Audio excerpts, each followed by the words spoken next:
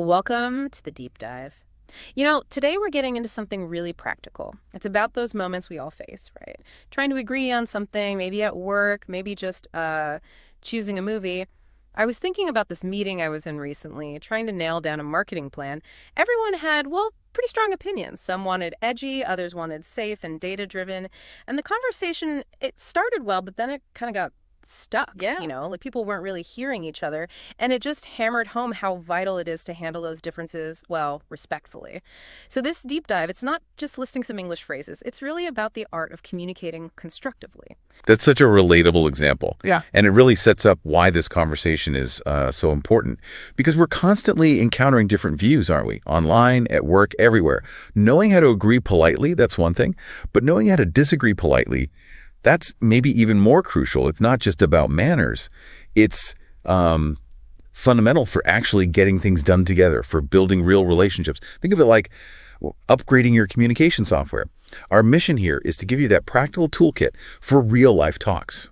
Okay, let's unpack that then. Starting with, I guess, the easier side, agreement, but doing it genuinely. Our sources lay out some clear, polite options. You've got the straightforward, I agree with you. Simple, direct. Or that's true, Yep. which feels like instant validation. Then there's the more energetic, exactly, for when you're perfectly aligned. Yeah, really shows enthusiasm. You're right, is good for acknowledging their point. Yeah. And I think so too, when you share the feeling. Now, these seem simple, but it feels like they do more than just say, yes, right. What's the deeper thing happening? Oh, absolutely. They're incredibly powerful, actually. What's fascinating is how these little affirmations... Right. Exactly, you're right. They tap into something called the reciprocity principle. When you genuinely validate someone's point, show you've heard them, you're kind of giving them a small gift, socially speaking. Okay. And because of that, they become subconsciously more receptive to hearing your perspective, even if it's different later on. Yeah. So it's not just politeness. It's like psychological groundwork for a good exchange, building trust. So it's less about just nodding along and more about actively signaling, I get it, I value your input. Precisely. It shows you're engaged, truly listening. Take that simple example. Person A says, learning English takes practice. Yeah. Person B says, yes, I agree with you. It's explicit. Yeah. B is confirming that shared understanding. Their little bit of active agreement just smooths the path, reinforces the connection, makes the whole thing feel more collaborative. Okay, that makes sense. Collaboration is key. But what about when you don't see eye to eye, when that common ground just isn't there? That feels like the real challenge, the tightrope walk. We've all seen conversations crash and burn because someone just blurts out, you're wrong. Oh, definitely. It's so blunt, isn't it? It feels like an attack and boom, conversation over. What's the real damage of doing that? The damage is significant, and it goes deep right down to our psychology. Communication science tells us that a blunt "you're wrong" often triggers cognitive dissonance. Cognitive dissonance, okay. Yeah, it's that really uncomfortable feeling when your core beliefs are directly attacked. And our brain's first instinct, defend. Right, put the walls up. Exactly. It shuts down any openness. So the goal shifts.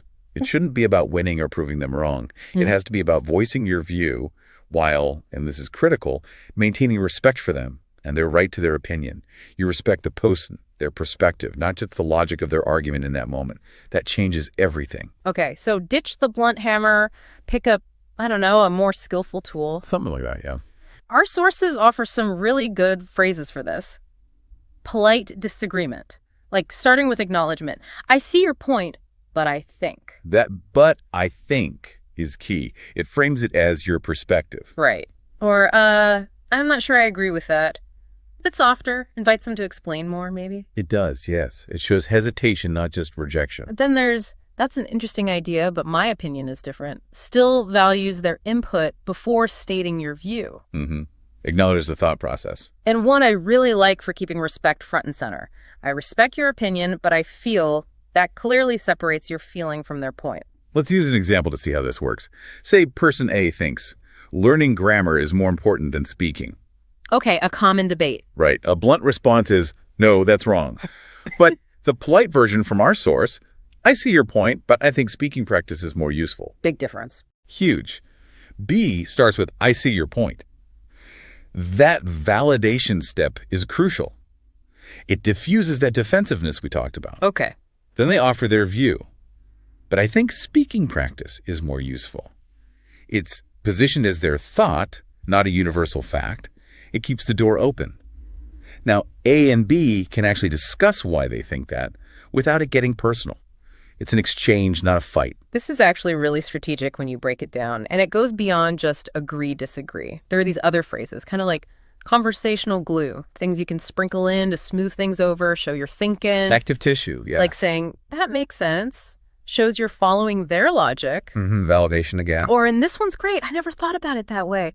That really signals openness, doesn't it? It's incredibly powerful. It shows you're actually learning from the conversation, valuing their input. How often do we hear that? Not often enough. Then there's, you could be right, shows you're not rigid. Demonstrates intellectual humility. Very important. And to frame your own view clearly but gently, from my perspective, sets it up nicely. What's the big impact of using these? The impact is really significant because they manage the interaction on multiple levels. That makes sense, validates their reasoning, keeps them engaged. I never thought about it that way. Yeah. That genuinely can open your mind. And it tells the other person their idea has value. It fosters mutual learning. Yeah. You could be right. It's not giving in. It's showing flexibility. It encourages more exploration, not just digging heels in. Right. And from my perspective, that's a classic I statement. It owns your viewpoint without making it sound like the absolute truth. Crucial in tricky discussions. These phrases shift a potential argument into more of a collaborative puzzle-solving session. Creates space for thinking. Love that collaborative puzzle solving. Okay, so we have agreement tools, disagreement tools, these bridging phrases. Let's see them all work together. Our source has this neat little mini conversation. Here it is, person A. I think online learning is better than classroom learning. Okay, setting up a clear difference. Person B responds, that's interesting. I see your point, but I prefer classroom learning because it feels more interactive. Notice the steps there. Interesting acknowledgement. I see your point. Validation. Then the disagreement framed as preference with a reason. Exactly. And then person A replies, yes, I understand. Both ways have advantages. And that's the payoff. Look at how B handled it. Acknowledged first, interesting, I see your point, then stated their preference gently with a why, because it feels more interactive. That why gives context beyond just disagreeing. Right. And A's final response, yes, I understand. Both ways have advantages. That's huge. It shows respect, finds a common ground, the understanding, even if preferences differ. The conversation didn't get stuck in opposition. It moved to mutual understanding. That's what these tools achieve. It shows the whole process working beautifully. It really does.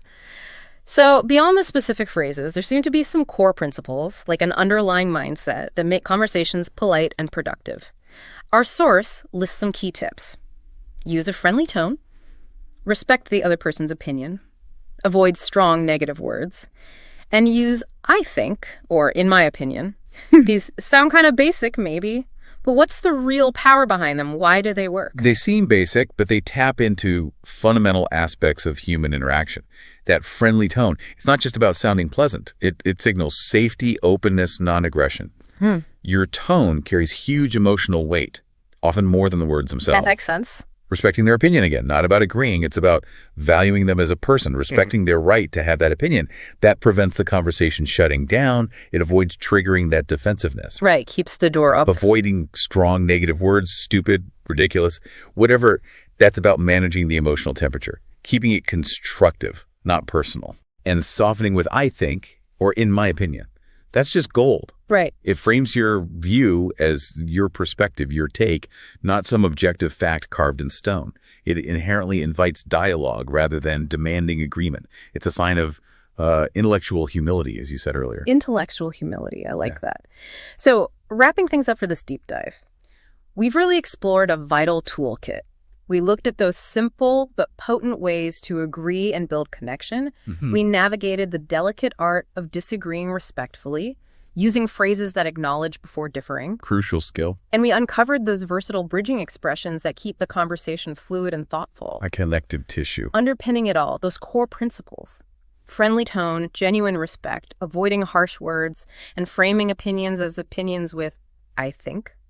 These aren't just niceties. They're genuinely strategic communication skills. Invaluable, really, at work, school, even just, with family or friends. Absolutely. And maybe a final thought for everyone listening. Think about a time you strongly disagreed with someone recently. How might that conversation have gone differently if you'd consciously used one of these polite phrases? Maybe in a, I see your point, but. Or even just focused on maintaining a friendly tone. or explicitly saying, in my opinion. The goal isn't always to change their mind, right? Sometimes it's just about deepening the understanding between you. How could these tools help turn those friction points not into clashes, but into actual opportunities for connection and maybe even shared growth? Something to mull over.